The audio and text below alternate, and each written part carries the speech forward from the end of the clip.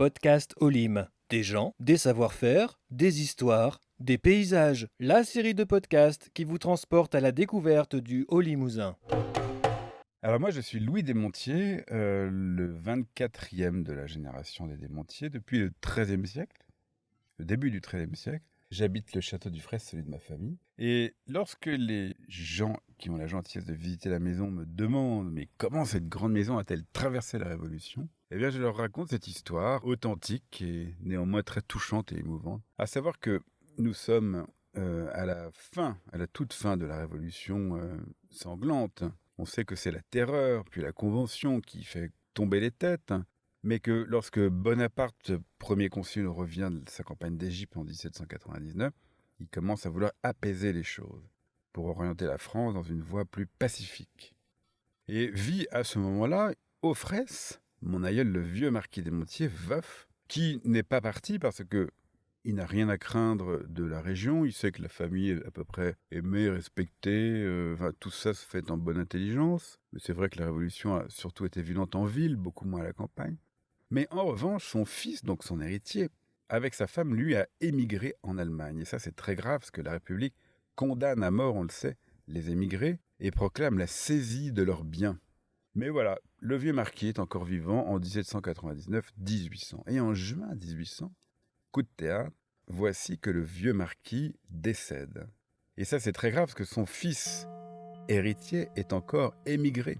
Et les lois d'amnistie qui commencent à être prises, promulguées en France, département par département, ces lois ne concernent pas encore la Haute-Vienne. Donc, le Fraisse est saisissable par les lois de la République, puisque le nouvel héritier est émigré.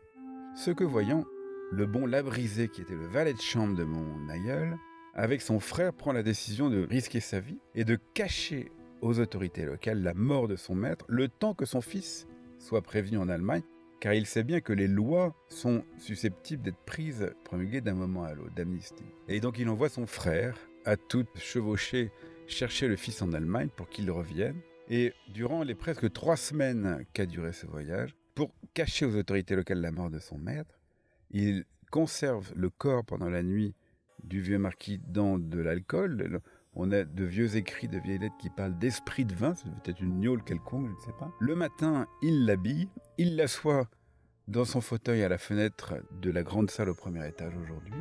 Et lorsque de temps en temps, ce n'est pas tous les jours, mais la maréchaussée, la gendarmerie de Bellac vient s'enquérir de la santé du marquis qu'on savait malade et en fin de vie, eh bien lui leur dit Monsieur le marquis, regardez, il est fatigué, il dort dans son fauteuil, vous pouvez le voir au premier étage, alors qu'il était bel et bien mort. Et c'est ainsi que la maison a été sauvée parce que le fils revient, les lois sont promulguées d'amnistie et le Fraisse passe au travers, si je puis dire, grâce à ce courage et ce dévouement extraordinaire de son personnel conduit par Labrisé. C'est très touchant, c'est très émouvant, c'est néanmoins absolument certain, parce qu'on a des lettres de témoignages directs. Et c'est ainsi que je raconte cette histoire sur les lieux mêmes, qui sont très vivants pour les gens qui, encore une fois, visitent la maison.